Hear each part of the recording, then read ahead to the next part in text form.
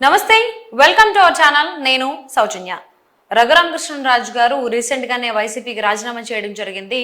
అంతకంటే ముందు కూటమిలో భాగంగా ఉన్నప్పుడు అంటే ఆ సభలో జరిగినప్పుడే నరసాపురం నుంచి నేను పోటీ చేస్తాను, బట్ ఏ పార్టీ అనేది ఇంకా తెలియదని కూడా ఆయన మాటల్లోనే చెప్పడం జరిగింది.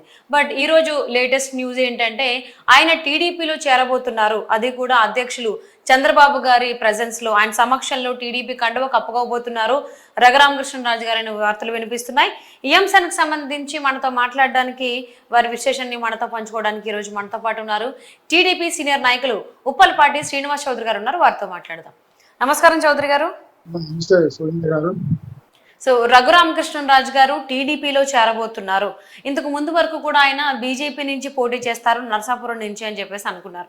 బట్ బీజేపీ వాళ్ళు నరసాపురంకి వేరే అభ్యర్థిని ప్రకటించడంతో ఆయన ఏ పార్టీలోకి వెళ్తారు ఏంటి అని చెప్పేసి అని అందరూ ఆలోచించారు. అదే ఆలోచిస్తూ ఉన్నారు అదే తోటలో. బట్ నేటితో దానికి తెరబడబోతోంది. రఘురామకృష్ణరాజు గారు టీడీపీలో చేరబోతున్నారు, చంద్రబాబు గారి సమక్షంలో కండువ కప్పుకోబోతున్నారని వార్తలు వినిపిస్తున్నాయి. దీని గురించి ఏమంటారు? ఒకవేళ ఆయన టీడీపీలో చేరితే ఏ నియోజకవర్గం నుంచి ఆయన పోటీ చేసేటువంటి అవకాశం ఉంది? ప్రేక్షకులకి సౌజన్య గారికి తెలుగుదేశం నమస్కారాలమ్మా. నమస్తే. ఆంధ్ర రాష్ట్రంలో వైఎస్ఆర్సీపీ బీఫామ్ తీసుకొని నర్సాపురం ఎంపీగా నిలబడి అంటే చాలా చక్కగా మంచి పేరు తెచ్చుకున్న రఘురామకృష్ణరాజు గారు జగన్మోహన్ రెడ్డి గారికి కొరకరాని కొయ్యగా, కంట్లో నలుసుగా, పంట కింద రాయిలాగా, చెప్పులో నరకలాగా ఈరోజు ఆ పార్టీకి నిర్ణయాలకి వ్యతిరేకంగా చాలా పెద్ద ఎత్తున పోరాటం చేశాడు. అంటే ఏదైతే ఆంధ్ర రాష్ట్ర ప్రజలకి చెప్పి ఆంధ్ర రాష్ట్ర ప్రజల్ని సామూహికంగా మోసం చేశాడు మా ముఖ్యమంత్రి, దీన్ని నేను ప్రశ్నిస్తున్నాను అని చెప్పి మీడియా ముఖ్యంగా కావచ్చు, ప్రత్యక్షంగా కావచ్చు, జగన్ గారి మీద పెద్ద పోరాటమే చేశారు. ఆ పోరాటంలో భాగంగా ఆయన్ని ఒక సందర్భంగా వచ్చేటప్పుడు అరెస్ట్ చేయటం, థర్డ్ డిగ్రీ ప్రయోగించడం, ఆ తర్వాత మిలిటరీ హాస్పిటల్లో తప్పుడు సర్టిఫికేట్లు తీసుకోవాలని ప్రయత్నం చేయటం, అది సఫలం కాకుండా పోవటం, తర్వాత ప్రభుత్వ యంత్రాంగం సీరియస్ కావటం, దాని మీద కేసు వేయటం, ఆయన బెయిల్ రావటం. ఒక రకంగా చెప్పాలంటే చాలా నిద్రలేని రాత్రులు జగన్మోహన్ రెడ్డి గారు చూపించాడు. ఈ విషయాలపైన ఒక రకంగా చెప్పాలంటే తెలుగుదేశం పార్టీ ప్రారంభించిన నుంచి కూడా పోరాటం స్టార్ట్ చేసి మొదలుపెట్టి ప్రతిపక్షంగా మేము కూడా తక్కువేమో అనిపిస్తుంది ఒకసారి. ఎందుకంటే అంత పెద్ద ఎత్తున జగన్మోహన్ రెడ్డి గారిని వడ్డీ వారించేసాడు, సాకురే పెట్టాడు. నిజంగా చెప్పాలంటే అచ్చబండ అని చెప్పి సాకురే పెట్టి ఉతికాడు వారేసాడు. ఏ సమస్య అయినా సరే, నిరుద్యోగ వృత్తి కావచ్చు, జాబ్ కార్డు కావచ్చు, సారా ఉద్యోగం కావచ్చు, అదేవిధంగా మద్యపాన నిషేధం కావచ్చు, కేంద్ర ప్రభుత్వ నిధులతో రాష్ట్ర ప్రభుత్వం స్టిక్కర్లు వేసుకుని చేస్తున్న కార్యక్రమాలన్నింటినీ కూడా చాలా చక్కగా వివరించి కొన్ని మీడియాల్లో ప్రతిరోజు రచ్చబండ కార్యక్రమం జరిపి జగన్మోహన్ రెడ్డి గారి ప్రభుత్వానికి చురకలంటిచ్చాడు.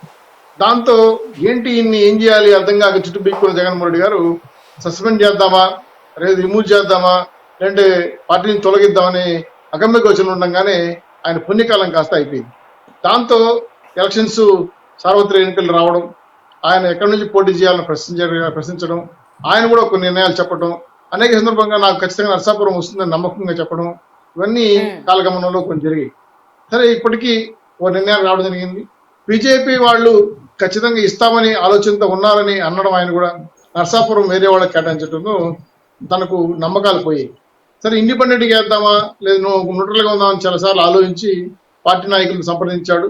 సరే, ఏదైతేనేమి ఆంధ్ర రాష్ట్రంలో జగన్మోహన్ రెడ్డి గారి ఉన్నటువంటి కోవట్లు ఆయనకి సీట్ రానికుండా చేయడానికి పెద్ద ఎత్తున కుట్రబన్ని నరసాపురం సీట్ రానికుండా జగన్మోహన్ రెడ్డి గారు అడ్డుపడ్డారు. సరే, ఇప్పటికీ ఖచ్చితంగా తెలుగుదేశం పార్టీ, జనసేన, బీజేపీ కుటుంబం ఏర్పడింది కాబట్టి రాబోయే రోజుల్లో శాసనసభకి పెద్ద తరహాగా ఉంటే బాగుంటుంది, ఒక స్పీకర్గా ఉంటే బాగుంటుంది ఆలోచనతో ఉండి కానీ, ఏలూరు కానీ, లేదంటే ఈస్ట్ వెస్ట్ గోదావరి జిల్లాలో కానీ ఒక సీటు ఎమ్మెల్యే సీటు కేటాయించి ఆయన ఎమ్మెల్యేగా గెలిపించుకొని అసెంబ్లీకి స్పీకర్గా పెట్టాలన్న ఆలోచన తెలుగుదేశం పార్టీకి ఉంది. అఫీషియల్గా ఈరోజు చేరుతున్నారని ముహూర్తం కూడా ఖరారైనట్టు మాకున్న ఆలోచన, అంటే మాకున్న సమాచారం. చేరితే మాత్రం సంతోషమే. ఎందుకంటే ఆయన సంస్థానాల్లో కానీ, ఆయన ఊర్లో కానీ ఆయనకున్న మంచి పేరు, ఈ ప్రభుత్వం అవినీతికితరంగా పోరాటం చేసిన ఒక గొప్ప వ్యక్తిగా ఒక రకంగా చెప్పాలంటే చరిత్రలో మిలిచిపోతాడు. కానీ జగన్మోహన్ రెడ్డి గారికి మాత్రం ఒక రకంగా చెప్పాలంటే ఇప్పటి నుంచి చేరాడంటే కూడా నిద్రలేని రాత్రులే కనబడతాయి. ఎందుకంటే రాత్రి అయినా పగలైనా జగన్మోహన్ రెడ్డి గారికి ఒక రకంగా చెప్పాలంటే ప్రభుత్వాన్ని బట్టలు కూడా పెట్టి నడి రోడ్లు పెట్టేసిన జగన్మోహన్ రెడ్డి ప్రభుత్వాన్ని ఆర్ఆర్ గారిని చూస్తే మాత్రం నిజంగా చెప్పాలంటే తడిచిపోతాడు. దీంతో ఇంకా కూడా ప్రయత్నం చేస్తున్నాడు. ఒకవేళ ప్రజారాజ్యం పార్టీ నుంచి ఏమైనా ఎంపీ సీట్ ఇస్తారేమో, ఒక ఇది కాకపోయినా మళ్ళీ బీజేపీ వాళ్ళని ఖాళీ చేయిస్తారేమో అనేక అనుమానాలతో తనకున్న కోటరి రఘురామకృష్ణరాజు కానీ వాళ్ళ సీట్ కేటాయింపు విషయంలో కానీ గతంలో బీజేపీ అధ్యక్షుడిగా ఉన్నటువంటి సోమవీరాజు ద్వారా వైరివాల్ చేసి రానికుండా చేసే ప్రయత్నం చేశాడు. సరే ఏదైనా సరే ఇప్పుడు తెలుగుదేశం పార్టీ మాత్రం ఖచ్చితంగా రాష్ట్ర ప్రజల ప్రయోజనాల కోసం అమరావతి విషయం కావచ్చు, ప్రత్యేక హోదా కావచ్చు, రాష్ట్ర విషయాల్లో నిధుల విషయాల్లో కానీ రఘురామకృష్ణరాజు గారికి కొంచెం బ్రాండ్ అంబాసిడర్ ఉంది. ఆయన కూడా కష్టపడ్డాడు, రాష్ట్రం కోసం పోరాటం చేశాడు, ఈ దుర్మార్గ ప్రభుత్వానికి వ్యతిరేకంగా యుద్ధం చేశాడు. కాబట్టి అటువంటి వ్యక్తికి పార్టీలో సగని స్థానం ఇచ్చి ఎమ్మెల్యే గెలిపించుకొని స్పీకర్ పదవి ఇవ్వడం అనేది సముచిత స్థానం అని అనుకున్నాం. అందుకే బాబు గారితో సంప్రదించడం జరిగింది. ఉమ్మడి పార్టీ నాయకులతో కూడా డిస్కస్ చేశారు. దాంతో అందరూ కూడా ఇంచుమించు ఒప్పుకున్నారనే సమాచారం. దాంతో ఈ 4-5 కాన్స్టిట్యూన్సీస్ లో రఘురామకృష్ణరాజు గారు ఒకసారి కండువా అంటే రఘురామకృష్ణరాజు గారు చంద్రబాబు గారి సమక్షంలో ఒకసారి కండువా కప్పుకున్న తర్వాత ఆయన ఉండి నియోజకవర్గం నుంచి పోటీ చేస్తారు అనే దానికి సంబంధించి స్పష్టత వచ్చేటువంటి అవకాశం ఉందా, లేకపోతే ఇంకొన్ని రోజులు ఆగాల్సిందంటారా? లేదమ్మా, టైం లేదు. ఉన్నది 45 రోజులే. ఇంకా జనంలోకి వెళ్ళాలి. ఆయన కూడా ఉండియా, ఈస్ట్ వెస్ట్ గోదావరి, ఏలూరా అంటే ఆయనకున్న అవకాశాలు సర్వేల ప్రకారం బాబు గారు ఒక నిర్ణయానికి వచ్చారు. అయితే మేము చెప్పడం మంచిది కాదు కాబట్టి పార్టీ నాయకులు అదే చెప్పాలి. మేము కల్పించుకొని చెప్పేస్తే అది బాగుండదు. కాబట్టి ఖచ్చితంగా అయితే ఈ రోజే అనౌన్స్ చేస్తారు. గతంలో రాజు గారు చాలా సార్లు మాట్లాడారు బాబు గారితో. ఈ రోజు జాయిన్ అయిన వెంటనే ఏ కాన్ఫరెన్స్ నుంచి పోటీ చేయబోతాడో ఆ కాన్ఫరెన్స్ కి వెళ్ళి వర్క్ చేసుకోమని చెప్పే పరిస్థితుల్లో బాబు గారు ఉన్నారు. కాబట్టి నాకు తెలిసి కొంత శాస్త్రీయంగా కూడా ముహూర్తం ఖరారు చేసుకున్న ఈ రోజు ఏ టైంలో బాగుంటుందని ఆ చేరిన వెంటనే సీటు కూడా అనౌన్స్ చేసే అవకాశం ఉంది. వెంటనే ఆయన పనిలోకి దిగి గెలుపు గుర్రాల వైపు వెళ్లాలనే ఆలోచనతో రఘురామకృష్ణరాజు గారు అన్ని రకాలుగా అంతని యొక్క యుద్ధానికి రెడీ కావడానికి ఆయన సామగ్రి రెడీ చేసుకుంటున్నాడు. ఆల్మోస్ట్ ఆల్ కన్ఫర్మ్ అయిపోయిందమ్మా. రాజు గారిని అనౌన్స్ చేయడం నెక్స్ట్ ఉండేది.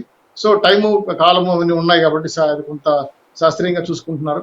కానీ రఘురామకృష్ణరాజు గారి యొక్క గొప్పతనం ఏంటంటే ఆయన సొంత పార్టీకి వ్యతిరేకంగా అనేక ప్రజా సమస్యల పైన తను ప్రజల్లో నాలుకలాగా నిలబడి ప్రశ్నిస్తూ రాష్ట్ర ప్రజలకి RRR గా బ్రాండ్ అంబాసిడర్ తెచ్చుకున్నాడు. ఎవరంటే RRR, అది ఒక మంచి బ్రాండ్ నేమ్ పెట్టుకొని ఈ ప్రభుత్వాన్ని పూర్తి స్థాయిలో అవినీతి వ్యతిరేకంగా స్ట్రగుల్ చేసిన వ్యక్తులు ఆయన ఒక్కడు. కాబట్టి ఆ వ్యక్తికి తగిన స్థానం ఇవ్వడం వల్ల రాష్ట్ర ప్రజలు కూడా ఆనందపడతారు, ఆయన కాన్స్టిట్యూన్సీ ప్రజలు కూడా హ్యాపీ ఫీల్ అవుతారు. 2 ఎంపీ అయితే 554 మందిలో ఒకడవుతాడు. కానీ ఒక రాష్ట్రానికి స్పీకర్ అంటే ఒక శాసనసభ నడిపించే గొప్ప వ్యక్తిగా ఉంటాడు. కాబట్టి వ్యతిరేకంగా ఆయనకున్న నాలెడ్జ్ దృష్ట్యా అదైతే సముచిత స్థానం అని అనుకున్నాం. అందుకే బాబు గారు నిర్ణయానికి వచ్చారు. కాబట్టి ఈ రోజు జాయిన్ అయిన వెంటనే ఆయన స్థానాన్ని కూడా ప్రకటించబోతారు. దాంతో జగన్మోహన్ రెడ్డి గారికి ఖచ్చితంగా తడిచి మొబ్బడవుతాడు. 100% ప్రభుత్వానికి వ్యతిరేకంగా పోరాటం చేసే దాంట్లో కీలక పాత్ర వహించే వ్యక్తిగా ముందుకు వస్తాడు. రేపు శాసనసభలో పొరపాటున జగన్మోహన్ గారు గెలిస్తే ఆయన సంగతి కూడా ఈయన మామూలుగా ఆడుకోవడం అంటే ఇట్లా ఆడుకోవడం చూస్తే రాష్ట్రపతి కూడా హ్యాపీ ఫీల్ అవుతుంది. ఎందుకంటే ఈయన ఆ విధంగా హింసించాడు, శారీరకంగా హింసించాడు, పోలీసులతో కొట్టించాడు, వీడియోలు వైరల్ చేశాడు, బూతులు తిట్టిపించాడు, కేసులు పెట్టించాడు, కోర్టు చుట్టూ తిరిగాడు. చివరికి ఈయన కేసులు కూడా పక్క రాష్ట్రానికి మార్చుకునే విధంగా భయభ్రాంతి సృష్టించిన జగన్మోహన్ రెడ్డి ప్రభుత్వాన్ని ఒక రకంగా చెప్పాలంటే జగన్మోహన్ రెడ్డి గారు ఆడుకోవడం అంటే ఎలా ఆడుకోడు. ఒక రకంగా చెప్పాలంటే ఆయన చుక్కలు కనిపిస్తాయి, పాయింట్లు తడిచిపోతాయనే విషయాన్ని చాలా స్పష్టంగా కనపడుతుంది. ఆ దిశగానే తెలుగుదేశం పార్టీ ఈ రఘురామకృష్ణరాజు గారు బాణాన్ని వేయాలని ఆలోచనతో ఉన్నారు. కాబట్టి ఇది సఫలం అవుతుందని మేము అనుకుంటున్నాం. 100% విజయం సాధించి శాసనసభ స్పీకర్ గా రాబోతారనేది ఒక గొప్ప వార్త, శుభవార్త.